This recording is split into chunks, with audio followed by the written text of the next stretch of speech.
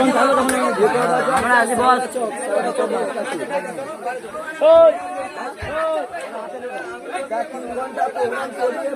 বস বলি চাই তোমাদের সবাইকে ধরে মারধর করছে।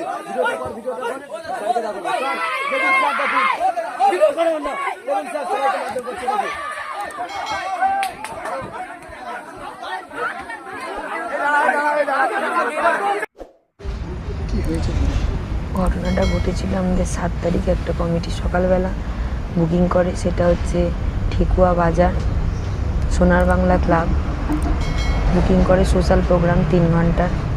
তো আমরা টাইম অনুযায়ী পৌঁছে যাই 7টা সাড়ে 7টার মধ্যে ফিল্ডে পৌঁছে যাই।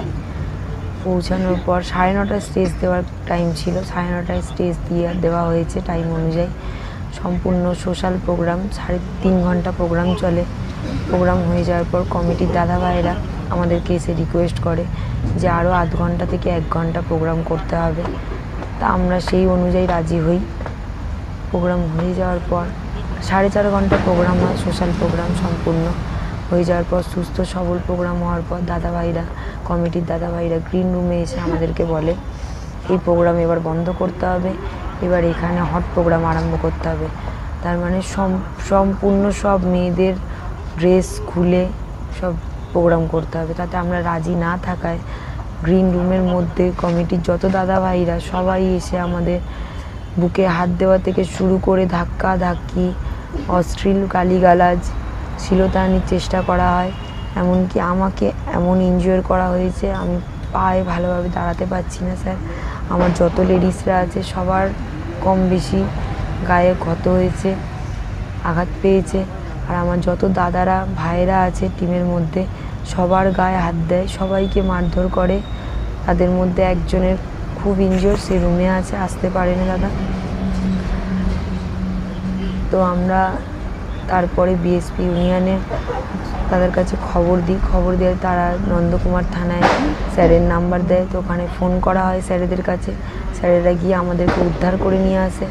আর যে দোষী ছিলেন 3 জনকে তোলা হয়েছে, তার মধ্যে একজন হসপিটালে অ্যাডমিট আছে আর 2 জন স্যারেরা বিচারে এতে আছে স্যারেদের কাছে।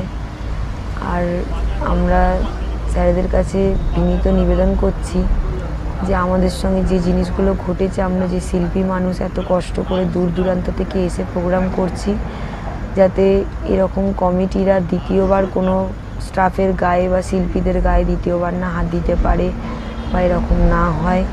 আমরা এটা বিচার চাইছি যে আমাদের যাতে কষ্টের দাম দেওয়া হয়। নমস্কার বন্ধুরা, আমি অশোক ছেত্রী, আপনারা দেখছেন রিয়াকশন বাই অশোক। আজকে আমি আপনাদেরকে এমন একটা ঘটনার কথা বলছি যা বাংলায় হয়েছে। বিশেষ করে দিদিমণি সবসময় বলে থাকেন যে বাংলায় নাকি মহিলাদের জন্য নিরাপত্তার বিল পাস করা হয়েছে। বন্ধুরা, বাংলায় এমন একটা ঘটনা ঘটেছে যে একটি গ্রামে গ্রামে যে একটা প্রোগ্রাম রাখা হয়েছিল, যেমন নাকি পুজোর টাইমে অর্কেস্ট্রার সেরকম প্রোগ্রাম হয়ে থাকে, সেই রকমের নৃত্য শিল্পীদেরকে ডাকা হয়েছিল সমিতির তরফ থেকে। ডাকার পরে তারা তিন ঘন্টার কন্ট্যাক্ট করেছিলেন। কন্ট্যাক্ট করার পরে তাদের 3 ঘন্টা সম্পূর্ণ হওয়ার পরে সমিতির দাদা ভাইরা বললেন যে আর আধ ঘন্টা আপনারা নৃত্য করেন। তো তাদের কথা মতে তারা রিকোয়েস্ট করেছিলেন, সেই কথা মতো তারা নৃত্যশিল্পী যিনারা ব্যান্ড পার্টি ছিল, অর্কেস্ট্রার পার্টি, তাদের কথা মতো তারা আর আধ ঘন্টা প্রোগ্রাম করলো। করার পর আরেকবার সমিতির লোকেরা গিয়ে তাদেরকে বলেন যে এবার এইসব ডান্স করলে হবে না, একটু হট ডান্স করেন, মানে জামা কাপড় ছোট পরে ড্যান্স করতে হবে, আপনাদেরকে নৃত্য পরিবেশন করতে হবে। তো সেই কথায় তারা মানেনি এবং রাজি হননি।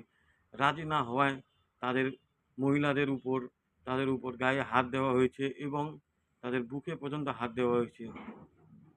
তাহলে আমি দিদিমণিকে একটাই বলবো, দিদিমণি সবসময় বলে থাকেন যে বাংলায় নাকি মহিলাদের নিরাপত্তা আছে, তাদের জন্য এরকম বিল পাস করা হয়েছে। ভাবতে খুব অবাক লাগে, বাংলায় যেভাবে আরজিকর ঘটনা নিয়ে যেমন হয়েছে, সেই হিসাবে বাংলার লোক এখনো পর্যন্ত তারা কিছু শিখ পাননি। খুব খারাপ ব্যাপার এটা, ভাবতে অনেক খারাপ লাগে যে মহিলাদের উপর যেভাবে শিলহান্তা হচ্ছে, বা যেভাবে তাদের উপরে অত্যাচার হচ্ছে সেটা ভাবতে আমাদেরকে খুব খারাপ লাগে। এবং তাদেরকে যারা এইসব রিকোয়েস্ট করেছে তাদেরকে আমি একটা কথা বলবো, আপনাদের কি বাড়িতে মা বোন নাই? আপনাদেরকে তো আপনি বলাটাও খুব খারাপ। তোদের কি বাড়িতে মা বাপ বোন ভাই বোন মা নেই যে তোরা এরকম করছিস? তোদের বাড়ির বোন মাদেরকে ছোট কাপড় পরিয়ে সেইভাবে ডান্স করতে বল, তাহলে তোরা হয়তো শান্তি পাবি। ভাবতে খুব অবাক লাগে যে আজ পশ্চিমবঙ্গের অবস্থা এত নিচে নেমে গিয়েছে, খুব খারাপ লাগে বন্ধুরা। বন্ধুরা আপনারা ভেবে দেখেন, বাংলার এখন এইরকম পরিস্থিতি হয়ে গিয়েছে যে তাদেরকে নাকি হট ড্যান্স লাগে, সেক্সি ড্যান্স লাগে। ভেবে দেখুন বাংলার এখন কি অবস্থা।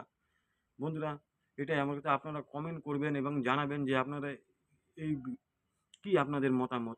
ধন্যবাদ।